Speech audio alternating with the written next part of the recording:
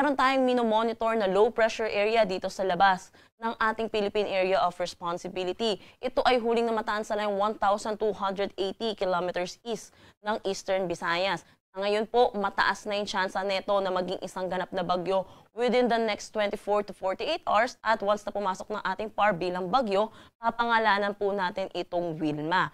Inaasahan natin yung pag-iral ng northeast monsoon kaya makakaranas ng bahagya hanggang sa maulap na papawidin na may mga isolated light rains dito sa may Batanes at Babuyan Islands. Para naman dito sa Metro Manila at nalalabing bahagi ng Luzon, inaasahan naman natin ang maaliwalas na panahon pero asahan din natin yung init at alinsangan lalo na sa tanghali hanggang hapon na may mataas na tsansa ng mga panandali ang buhos ng pag-ulan lalo na sa hapon at sa gabi. Dulot po ito ng mga localized thunderstorms. So, para naman dito sa Mindanao, inaasahan po natin buong Mindanao ang makakaranas ng maulap na papawiri na may mataas na tsansa ng mga kalat-kalat na pag-ulan.